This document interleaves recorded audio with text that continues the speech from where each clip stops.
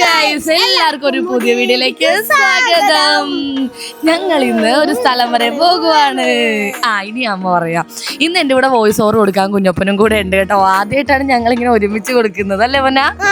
അപ്പൊ സ്കൂൾ അടച്ചു, വെക്കേഷനായി, എക്സാം ഒക്കെ കഴിഞ്ഞു. കുഞ്ഞപ്പൻ കുറച്ച് ദിവസമായിട്ട് എവിടെയെങ്കിലും കൊണ്ടുപോകുന്ന അമ്മയെന്ന് പറഞ്ഞിട്ട് ഭയങ്കര ബഹളാണേ. ഇവൻ എക്സാമിന്റെ സമയത്തൊക്കെ ഞാൻ പഠിക്കാൻ വേണ്ടി അവിടെ കൊണ്ടുപോകാം ഇവിടെ കൊണ്ടുപോകാം എന്നൊക്കെ പറഞ്ഞാണ് കേട്ടോ പാവത്തിനെ പഠിപ്പിച്ചത്. അമ്മ ഉണ്ടാകും കേട്ടോ പോന്ന. അപ്പോഴത്തേക്കും ഞങ്ങള് ഭയങ്കര മഴയല്ലേ 2-3 ദിവസമായിട്ട്, അതുകൊണ്ട് വേറെ എങ്ങോട്ടും അങ്ങനെ പോകാനും പറ്റില്ല. അതെ, ഡ്രസ്സ് എടുക്കാൻ പോയതാണ് നമ്മള്. അപ്പൊ ചേട്ടന്റെ അപ്പച്ചിയുടെ വീട് വരെ ഒന്ന് പോവാണ് കേട്ടോ. ചേട്ടന്റെ അപ്പച്ചി എന്ന് പറഞ്ഞാൽ ചേട്ടന്റെ അച്ഛന്റെ പെങ്ങളുടെ വീട്ടിലാണ്.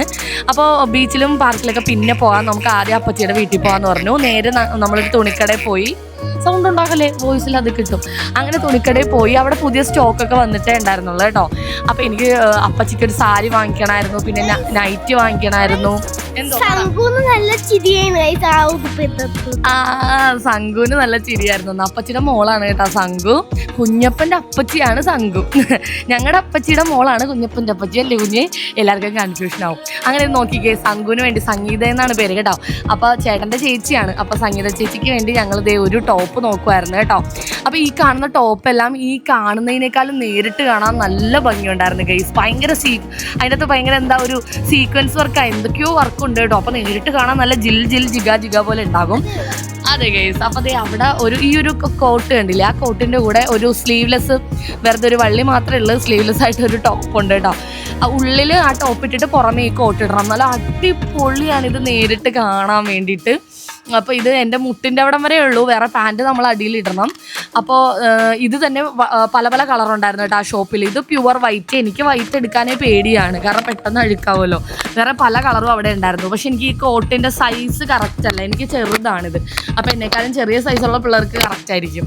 അങ്ങനെ സംഗീതാമ്മക്ക് ഒരു അടിപൊളി ടോപ്പ് എടുത്തല്ലേ പൊന്നെ. അത് കഴിഞ്ഞിട്ട് ദേ അപ്പച്ചിക്ക് സാരി നോക്കുകയാണ് അവിടെ അപ്പോൾ ഈ ഒരു സാരി നോക്കിയിരിക്കുക, നല്ല അടിപൊളി സാരിയാണ് കേട്ടോ. ഇതിൻ്റെ പല ഷെയ്ഡ് അവിടെ ഉണ്ടായിരുന്നേ. ഇത് ഭയങ്കര തിളക്കമാണ് ഈ സാരി നേരിട്ട് കാണാൻ. പക്ഷെ ഈ വീഡിയോയിൽ ആ തിളക്കം മനസ്സിലാവുന്നില്ലല്ലോ കുഞ്ഞപ്പ. പോട്ടെ. അപ്പോൾ അതേ കണ്ടില്ലേ, ആ കടയിലുള്ള ഒരു സംഭവമാണ് കേട്ടോ, നല്ല ക്യൂട്ടല്ലേ. പിന്നെ അപ്പച്ചിക്കൊരു മോനുണ്ട്. അപ്പോൾ അവന് വേണ്ടി ഒരു മോനല്ല 2 മോനുണ്ട്. അപ്പോൾ അതിൻ്റെ അകത്ത് ഒരാൾക്ക് ഷർട്ട് നോക്കുമായിരുന്നു കേട്ടോ. അതെ, കുഞ്ഞപ്പൻ അതിൻ്റെ ഇടയ്ക്ക് ഒരു പേപ്പറിൽ കൈപ്പത്തിയൊക്കെ വരച്ചോണ്ട് വന്ന് അവിടുത്തെ ഡമ്മിയുടെ കൂടെ പോയി നിന്ന് അവൻ ഫോട്ടോ എടുക്കുന്നത്. കുഞ്ഞപ്പന് പറ്റിയ പെങ്കൊച്ചല്ലേ കുഞ്ഞ്, നിൻ്റെ അതേ പൊക്കം. അങ്ങനെ ഡ്രസ്സൊക്കെ എടുത്ത് ഞങ്ങൾ നേരെ അപ്പച്ചിയുടെ വീട്ടിലോട്ട് പോയി. നമ്മുടെ അന്ധകാരനഴി അഴീക്കൽ ബീച്ച് എന്നൊക്കെ പറയില്ലേ, അഴീക്കൽ ബീച്ചിന്റെ അടുത്താണ് കേട്ടോ അപ്പച്ചിയുടെ വീട്. അപ്പച്ചിയുടെ വീട് കഴിഞ്ഞിട്ടാണ് ബീച്ച്. അപ്പൊ നമ്മള് ബീച്ചിലേക്ക് പോകാന്നൊക്കെ വിചാരിച്ചിരുന്നു. പക്ഷെ മഴ കാരണം ബീച്ചിലോട്ട് പോലും ക്യാൻസൽ ചെയ്തു. പോകുന്ന വഴി ഞങ്ങളൊരു ഹോട്ടലിൽ കയറി. നമ്മുടെ അവിടെയുള്ള ഹോട്ടലാണ്, ഭയങ്കര തിരക്കായിരിക്കും ഈ ഹോട്ടലിൽ, അടിപൊളി ഫുഡൊക്കെയാണ്. അപ്പൊ ഊണ് കഴിക്കാൻ കയറിയതാണ് കേട്ടോ. പക്ഷെ ഊണ് തീർന്നു പോയി. നമ്മൾ ഡ്രസ്സൊക്കെ നോക്കി പിടിച്ച് വന്നപ്പോൾ ഇത്തിരി ലേറ്റായി. ഉച്ചേ മുക്കാലായി കേട്ടോ.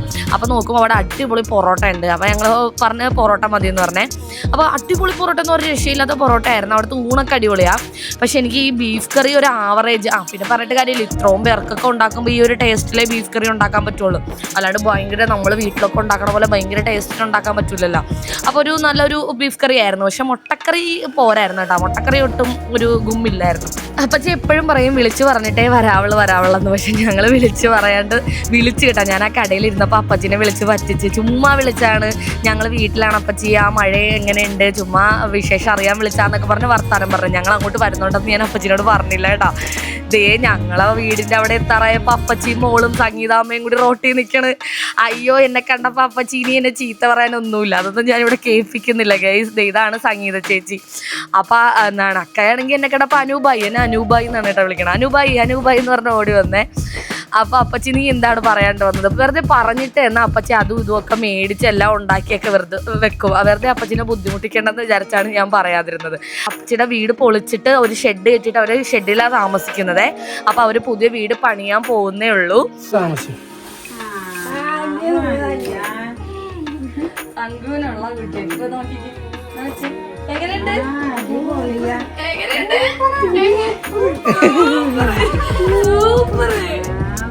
സുന്ദരിയായി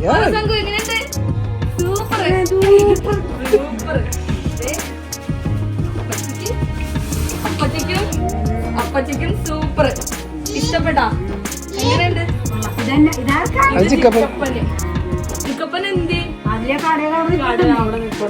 ജിക്കു അപ്പച്ചിയുടെ വേറൊരു മോനാണ് കേട്ടോ. അപ്പൊ ആ ജിക്കു ഇല്ലായിരുന്നു നമ്മൾ ചെന്നപ്പോഴേ. പക്ഷെ തിരിച്ചു പോകാൻ നേരത്ത് അവിടെ വഴിയിൽ വെച്ച് നമ്മൾ ജിക്കുവിനെ കണ്ടായിരുന്നു കേട്ടോ.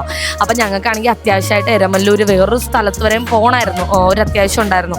അപ്പൊ പിന്നെ കുറച്ചു നേരം അവിടെ വർത്താനമൊക്കെ പറഞ്ഞിട്ട് ഞങ്ങൾ വേഗം ഇറങ്ങി. ചായയൊക്കെ കുടിച്ചിട്ടാണ് അപ്പച്ചി വന്നത്, ഇനി ഒന്നും എടുക്കേണ്ടെന്ന് പറഞ്ഞിട്ട് ഞങ്ങൾ വേഗം ഇറങ്ങി. എന്നിട്ട് ഞങ്ങൾ നേരെ ആ അത്യാവശ്യമുള്ള കാര്യമൊക്കെ കഴിഞ്ഞ് അപ്പോൾ ചേട്ടൻ പറഞ്ഞ് സമയം ഉണ്ടെങ്കിൽ സിനിമയ്ക്ക് കയറാം, സിനിമ തുടങ്ങിക്കഴിഞ്ഞാൽ കയറൂല, തുടങ്ങുന്നതിന് മുമ്പ് നമുക്ക് അവിടെ എത്താൻ പറ്റുവാണെങ്കിൽ കയറാമെന്നൊക്കെ പറഞ്ഞു കേട്ടോ. അങ്ങനെ ഞങ്ങൾ അവിടെ ചെന്നപ്പോൾ സിനിമ തുടങ്ങിയിട്ടില്ല, ഭാഗ്യം ഒരു 15 മിനിറ്റ് കൂടി ഉണ്ട് സിനിമ തുടങ്ങാൻ. അപ്പോൾ ലാലേട്ടൻ്റെ ഹൃദയപൂർവ്വം എന്ന് പറയുന്ന സിനിമയായിരുന്നു. സത്യം പറഞ്ഞാൽ ഇങ്ങനെ ഒരു സിനിമ ഉണ്ടെന്ന് പോലും എനിക്ക് അറിയില്ലായിരുന്നു കേട്ടോ. ചില എന്തോ ഒരു ഇതൊക്കെ കണ്ടു യൂട്യൂബിലൊക്കെ, എന്തോ ചെറിയൊരു ഇൻ്റർവ്യൂ പോലെയൊക്കെ ലാലേട്ടൻ എന്തോ കണ്ടു. പക്ഷെ വലിയ ഹൈപ്പൊന്നും ഇല്ലായിരുന്നല്ലോ ഈ സിനിമയ്ക്ക്. എൻ്റെ പൊന്നു ഗൈസ്, നല്ല അടിപൊളി പടം എന്ന് വെച്ചാൽ അടിപൊളി പടമായിരുന്നു കേട്ടോ. ശരിക്കും ഞങ്ങൾ ഭയങ്കരമായിട്ട് പ്രതീക്ഷിച്ച് പോയി കണ്ടതൊന്നും അല്ല, ചുമ്മാ നമ്മൾ അത്യാവശ്യമായിട്ട് എരമല്ലൂർ വരെ പോയപ്പോൾ കയറി കണ്ടതാണ്. പക്ഷെ അടിപൊളി പടമായിരുന്നു. സത്യം പറഞ്ഞാൽ മൊത്തം കോമഡി ആയിരുന്നു കേട്ടോ. ആ തുടക്കം മുതൽ അവസാനം വരെ കുറേ ചിരിക്കാനൊക്കെ ഉണ്ടായിരുന്നു കേട്ടോ. അപ്പോൾ അവിടെ വെച്ച് പരിചയപ്പെട്ടാണ് കുഞ്ഞപ്പൻ ഈ മോനെ കേട്ടോ. അവൻ ഖത്തറിലാണ് ആ മോൻ്റെ വീട്, ശരിക്കും നാട്ടിൽ കാക്കനാടാണ്. അപ്പോൾ അവിടെ അവനാണെങ്കിൽ ഇംഗ്ലീഷ് മാത്രമേ സംസാരിക്കാൻ അറിയുള്ളൂ, അവന് മലയാളം ഒട്ടും അറിയില്ല കേട്ടോ. പക്ഷെ അവൻ്റെ അച്ഛനും അമ്മയ്ക്കും അപ്പൂപ്പനും അമ്മൂമ്മ അവൻ്റെ ചേച്ചിക്ക് എല്ലാവർക്കും ഫാമിലിയിൽ മലയാളം അറിയാം. അവരൊക്കെ നമ്മുടെ കേരളത്തിലുള്ള ആൾക്കാരാണ്, അവർ ഖത്തറിൽ പോയി താമസിച്ചേ ഉള്ളൂ. ഇപ്പോൾ അവർ നാട്ടിലുണ്ട് കേട്ടോ. അപ്പോൾ ഇതാണ് ആ ഫാമിലി, എല്ലാവരും ഉണ്ട്.